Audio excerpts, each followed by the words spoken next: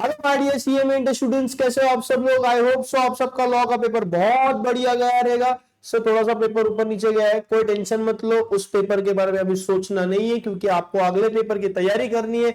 अगला पेपर है हमारा paper number 6 financial accounting. Financial accounting में आपका लास्ट डे रिवीजन प्लान क्या होना चाहिए, किस तरीके से आपने आपके पूरे दिन को प्लान करना चाहिए, किस तरीके से तैयारी करनी चाहिए जिससे आप लोग आराम से क्या लेके आ सकते हो, पेपर नंबर 6 में एग्जामिनेशन लेके आ सकते हो। तो सबसे पहले अगर आप चैनल को नए होगे तो चैनल को सब्सक्राइब कर दो, और भाई साहब जो भी ये वीडियो देख रहा है जरूर ये वीडियो को लाइक कर देना और आपके दोस्तों के साथ शेयर कर देना। और एक इंपॉर्टेंट चीज कमेंट सेक्शन में बताना ये वीडियो आपके लिए यूजफुल था या नहीं। तो शुरुआत करते हैं सर।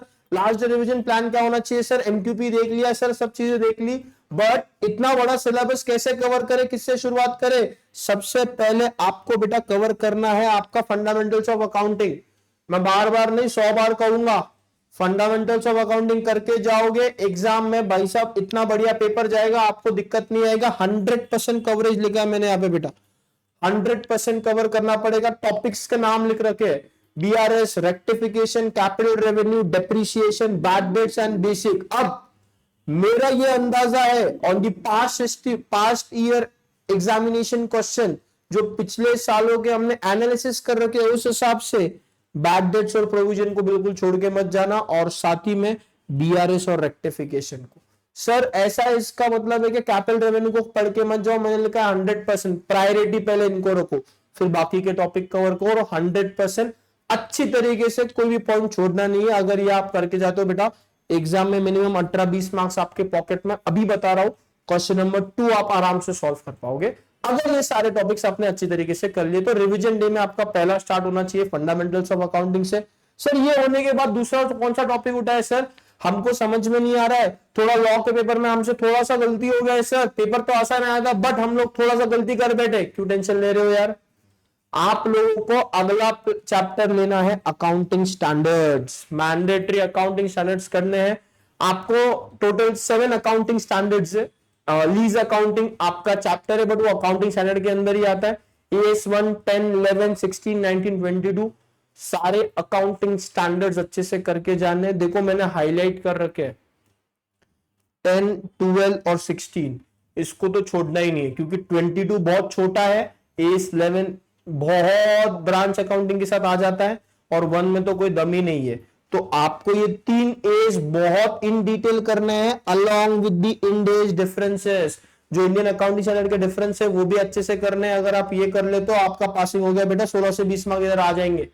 मैं ये भी बताऊंगा इस वीडियो के अंदर कि आपको कौन से सोर्सेस से कवर करना है, तो वीडियो में एंड तक बने रहिए। आपका थोड़ा सा समय लूंगा बट मैं आपको कह रहा हूं ये वीडियो आपके लिए बहुत यूजफुल रहेगा, जो आपको एग्जाम क्लियर करने में बहुत बेनिफिट देगा बेटा। और कमेंट सेक्शन में जरूर मुझे बताना कि आप लोग एग्जामिशन स्कोर कर रहे हो। आप जरूर लिख के डालना कि we will be scoring exemption, ये जरूर आपका कमेंट सेक्शन में होना चाहिए सब लोगों का कमेंट, क्योंकि अगर आप ये लिख के करोगे जरूर आपको एग्जामिशन आने वाला है, भरोसा रखना मेरे पे। फिर सर आपका जो टॉपिक आता है सिंगल एंट्री सिस्टम। अब रिसेंट वाले एमक्यूबी में क्या हुआ मैं आपको बताता हूं। और एक 7 मार्क्स का सिंगल एंट्री का सवाल आ गया, एक 7 मार्क्स का आपका एनपीओ का आया, एक इसमें 7 मार्क्स का फाइनल अकाउंट्स का आया, एक सेम इसमें एनपीओ या सिंगल एंट्री का 7 मार्क्स का आया। तो सर हम दिक्कत में आ रहे कि सिंगल एंट्री 14 मार्क्स के लिए आएगा कि नहीं आएगा। आ भी सकता है नहीं भी आ सकता है, हमको तो सब चीजें पढ़ना है ना। अगर हम सिंगल एंट्री करें तो हमारा फाइनल अकाउंट्स ऑटोमेटिकली कवर हो जाता है क्योंकि ट्रेडिंग पीएनएल पूरा हो जाता है, ऑलमोस्ट सारे एडजस्टमेंट कवर है। एनपीओ के अंदर सिर्फ रिसीट एंड पेमेंट पर ध्यान देना है, income and expenditure almost cover हो जाता है। तो ये सारे एडजस्टमेंट कवर करके जाओ, 14 मार्क्स जेब में लाओ। तो पहले 3 टॉपिक है मैंने आपको ऐसे बताया जो आपको पासिंग करा देंगे, fundamentals, accounting standards and single entry. But इसको 100% करो बच्चे लोग, इसमें कुछ बैकलॉग मत करो। इसमें अगर आप बैकलॉग करोगे तो काम नहीं चलेगा, इसमें अगर आप थोड़ी भी चोरी करोगे तो एग्जाम में पेपर ऊपर नीचे आएगा। ध्यान से वीडियो में एंड तक बने रहना क्योंकि एमसीक्यूज कहां से करना है वो भी बहुत बच्चों का सवाल है, वो भी बताऊंगा मैं। फिर उसके बाद ये 2 टॉपिक उठाओ यार, दोनों चिल्लर से टॉपिक है हमारे, हायर परचेज और इंश्योरेंस। हायर परचेज में जितने बेसिक कैलकुलेशन है, जैसे आप लोग कैश प्राइस निकालते हो, आप इंटरेस्ट निकालते हो, इंटरेस्ट इन ईच इंस्टॉलमेंट निकालते हो, वो आपको याद है 3x 2x 1x वाला सम, उसको छोड़ना मत, उसका एक बार देख के जाना कैलकुलेशन सर। उसके अलावा जो आपका रीपोजिशन वाला है वो भी देख के जाओ, क्योंकि अभी तक एग्जामिनर ने रीपोजिशन से सवाल नहीं पूछा है, सवाल उठा सकते हो उधर से बोलो। उसके अलावा अगर हम लोग बात करेंगे इंश्योरेंस क्लेम की, तो इंश्योरेंस क्लेम का जो टॉपिक है बेटा वो आपके एग्जाम में आता है टोटल कितने मार्क के लिए, 7 मार्क के लिए आता है। 4 स्टेप है, लॉस ऑफ प्रॉफिट में और लॉस ऑफ स्टॉक में। आप इसको करके जाओ, 7 मार्क्स आपके पॉकेट में आएंगे। देखो आप लोगों का मैंने क्वेश्चन नंबर 2 बना दिया, क्वेश्चन नंबर 4 आपका बन गया, एंड क्वेश्चन नंबर आपका कौन सा बन गया, 7 वाला पार्ट बन गया। तो इतने टॉप 6 वाला पार्ट बन गया आपका, माफ करना, क्योंकि 5th वाला पार्टनरशिप आता है, 6 वाला इंश्योरेंस एंड हायर परचेस वगैरह पूछते हैं वो लोग, ये आपका काम हो जाएगा। कभी कभी मैं आप सब बच्चों को कहना चाहता हूँ पेपर पैटर्न ऊपर नीचे हो सकता है। जैसे मैं क्या करूंगा, फॉर एग्जांपल के लिए क्वेश्चन नंबर 2 फंडामेंटल का रखा, क्वेश्चन नंबर 3 में जो मैं बिल ऑफ एक्सचेंज या कंसाइनमेंट का पूछता हूं वो क्वेश्चन नंबर 6 में पूछ लूंगा, और वहां का इंश्योरेंस यहाँ पे पूछ लूंगा। Be ready for that. आपको पता रहना चाहिए मेरा टॉपिक कौन से कवर करना है, उसको आप आराम से पढ़ के जाओ, काम हो जाएगा। पेपर पैटर्न ऊपर नीचे हो गया, कभी कभी ये वाला सब ऊपर आ गया, ये वाला सब नीचे आ गया, उसको देख के पैनिक होते, पैनिक मत होना। सर आपने कहा था क्वेश्चन नंबर 2 में फंडामेंटल्स आएगा, 3 में ये आएगा, ऐसा हुआ नहीं सर, 3 का क्वेश्चन 6 में आ गया। अरे आपको क्या टेंशन है, आपको तो सॉल्व करना है ना, तो उसको बिल्कुल भी मिस मत करना। After that go with branch accounting. Branch accounting में प्रायोरिटी में अभी जो कर सकते हो, एक कर लेना आपका डेटर्स मेथड और दूसरा करना आपका स्टॉक एंड डेटर्स मेथड। ये 2 मेथड्स अभी कर लो, मोर देन सफिशिएंट। ज्यादा पढ़ नहीं सकते अभी क्योंकि एग्जाम में टाइम कम है, सिलेबस वास्ट है, each will be taking time, तो उस हिसाब से करो। 7 से 9 मार्क्स आपको ब्रांच अकाउंटिंग में आएंगे। अगेन ये भी आता है क्वेश्चन नंबर 6 में। इसके अलावा जो bill of exchange and consignment है, ये तो आपके बचपन के टॉपिक्स है, 7 से 9 मार्क्स ये भी देते हैं आपको, एक क्वेश्चन इसमें से भी आता। अब ये बिल ऑफ एक्सचेंज का सवाल ऐसा हो सकता है कि वो क्वेश्चन नंबर 3 में भी पूछ सकते हैं या क्वेश्चन नंबर 6 में भी पूछ सकते। मैं 6 का 3 में पूछूंगा, 3 का 6 में पूछूंगा, काम हो गया, बच्चा पैनिक हो जाएगा। आपको पैनिक नहीं होना, क्योंकि आप सबको हमने वादा किया है हम लोग एग्जामिशन लेके आएंगे। ये एग्जामिशन हमारा टारगेट है, सारे बच्चे कमेंट में बताएंगे आप लोग एग्जामिशन ला रहे हो, लिखना है आपने we will score exemption in accounts, we will score exemption in accounts, सब लोग ने लिखना है। ये आप करोगे तो जरूर आपको एग्जामिशन आने वाला है। फिर यार पार्टनरशिप, सर हमने पार्टनरशिप एंड तक पढ़ा नहीं है, पार्टनरशिप एक बड़ा टॉपिक है तो छोड़ दिया। तो पार्टनरशिप में ना मैंने आपको जो रेशियोज वाले पार्ट कराए थे, जो न्यू पीएसआर निकालो, सैक्रिफाइस रेशियो निकालो, गेन रेशियो निकालो, कैपिटल का एडजस्टमेंट करो, गुडविल करो, वो जो है वो एमसीक्यू पॉइंट ऑफ व्यू से कर जाओ भाई, काम हो जाएगा तुम्हारा। एक क्वेश्चन नंबर 8 में जो सी वाला पार्ट है वो उससे बन जाएगा।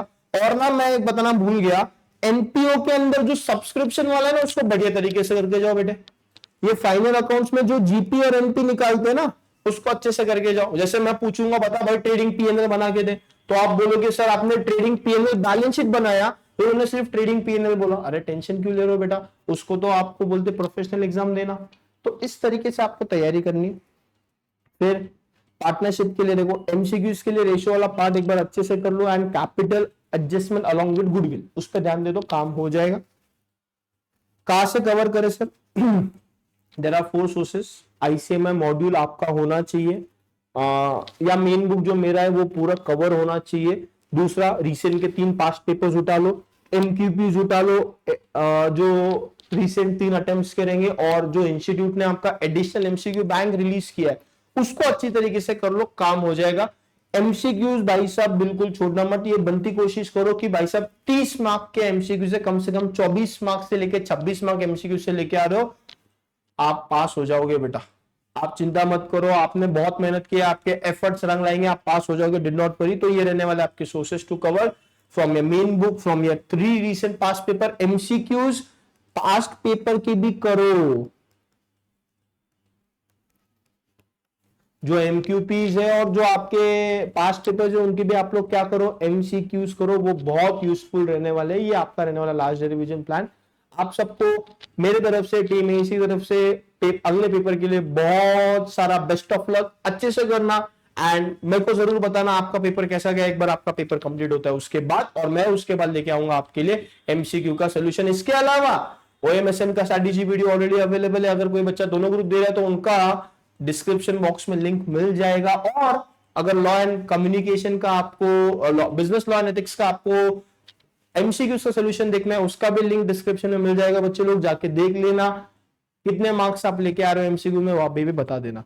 तो ये वीडियो लेके आया, ऐसे और 1-2 वीडियो में आपको लेके आऊंगा बिफोर द एग्जाम जो आपको यूजफुल रहेगा। Till then everybody keep studying, bye bye, take care, once again best of luck for your exams.